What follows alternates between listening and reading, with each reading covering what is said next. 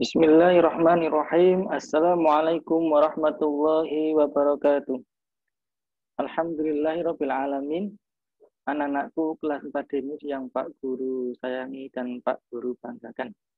Alhamdulillah hari ini kita berjumpa lagi dalam pembelajaran tematik tema 6. Kali ini kita akan belajar MUPEL IPS subtema 2 tentang pemanfaatan sumber daya alam di lingkungan sekitar. Anak-anakku bisa mempelajari lebih dalam pada buku paket halaman 85 sampai dengan 87. Mari anak-anakku kita mulai pembelajaran pada pagi hari ini. Pada pembelajaran sebelumnya, kalian telah mempelajari sumber daya alam yang ada di sekitar kalian. Adapun sumber daya alam yang dapat diperbarui, seperti air, tanah, udara, hewan, tumbuhan, dan matahari. Sumber daya alam dapat juga berupa bentang alam, misalnya danau, sungai, tanah, persawahan, dan hutan. Fungsi dan peran sumber daya alam hayati. Indonesia adalah negara kepulauan, sehingga memiliki ribuan pulau dan perairan laut yang sangat luas. Akibatnya, Indonesia memiliki potensi sumber daya alam hayati yang sangat besar. Sumber daya alam hayati adalah semua makhluk hidup yang ada di bumi, seperti hewan, tumbuhan, dan mikroorganisme. Sumber daya alam hayati terbagi menjadi dua. Yang pertama, sumber daya alam nabati, yaitu sumber daya alam yang berasal dari tumbuhan. Yang kedua, sumber daya alam hewani, yaitu sumber daya alam dari hewan. Nah, mari kita tuntas lebih dalam.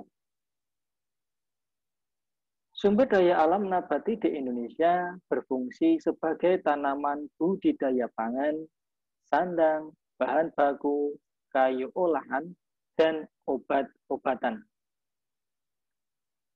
Sebagai budidaya pangan,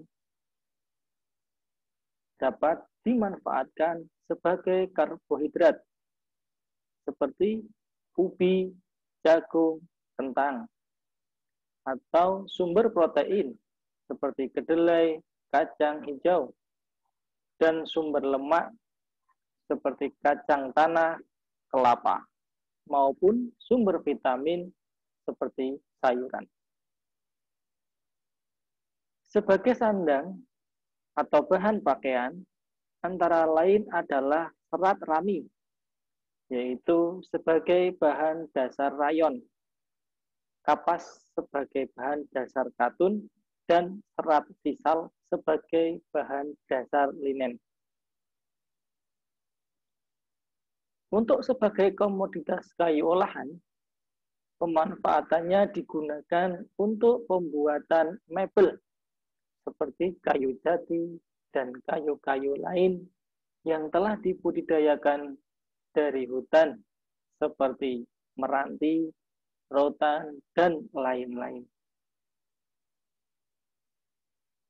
Untuk sebagai bahan obat-obatan, tanaman yang digunakan sebagai obat-obatan biasanya dikenal dengan istilah apotik hidup, seperti kumis kucing, jahe, kunyit, kencur, dan temulawak.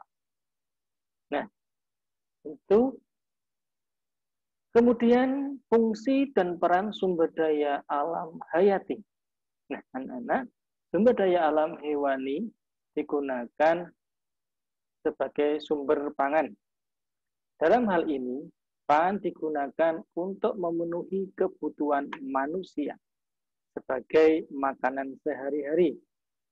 Misal ikan dan hewan ternak. Dalam perikanan, sumber daya perikanan juga sering dimanfaatkan manusia sebagai sarana hiburan, seperti memancing, baik di darat maupun di laut.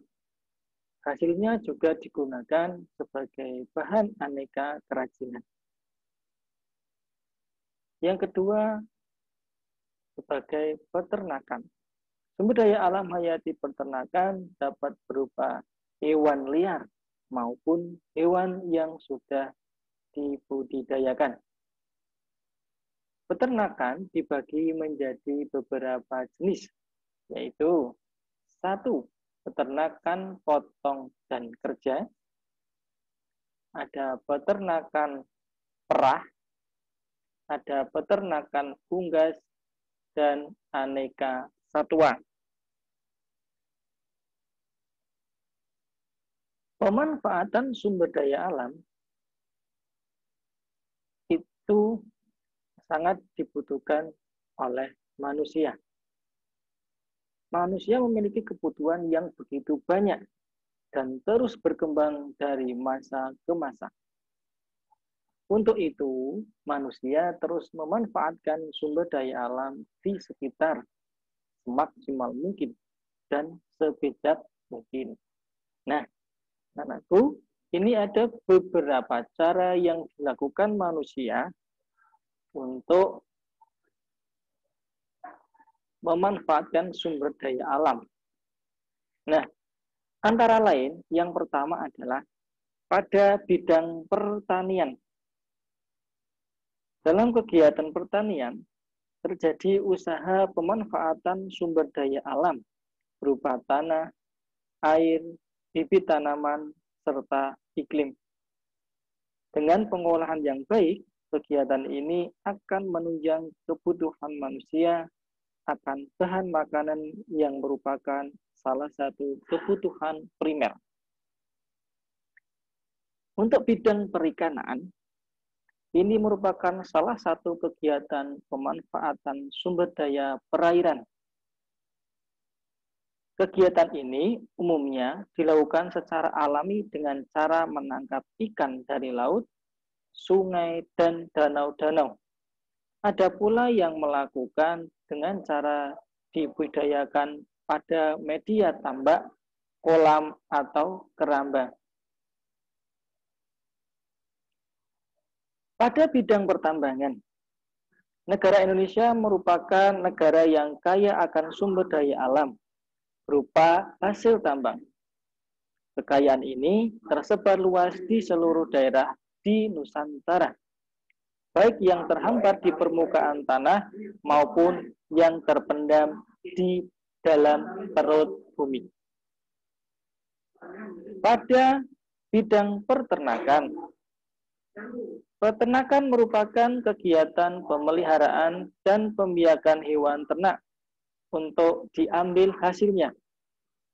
Peternakan yang banyak diusahakan di Indonesia berupa peternakan sapi, ayam, itik, burung puyuh, dan kerbau.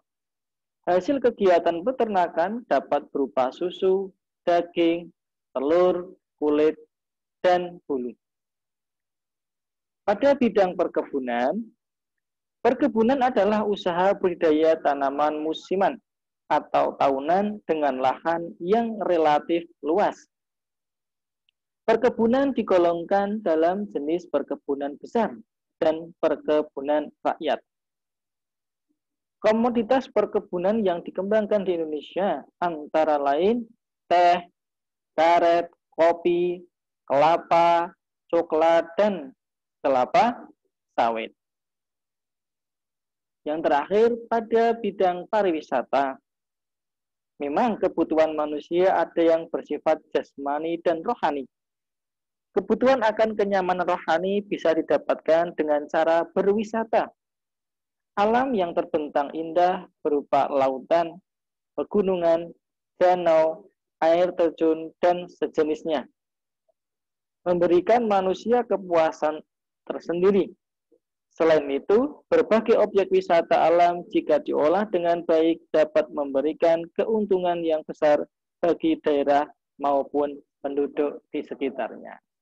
Nah, gitu anak-anakku terkait dengan fungsi dan peran atau manfaat sumber daya alam yang ada di Indonesia maupun di dunia. Nah, anak-anak, kalian bisa mempelajari lebih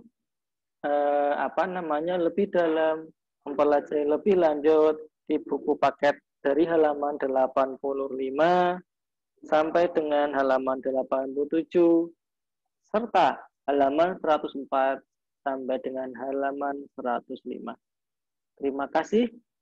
Sekian untuk pembelajaran MUPEL IPS terkait pemanfaatan sumber daya alam.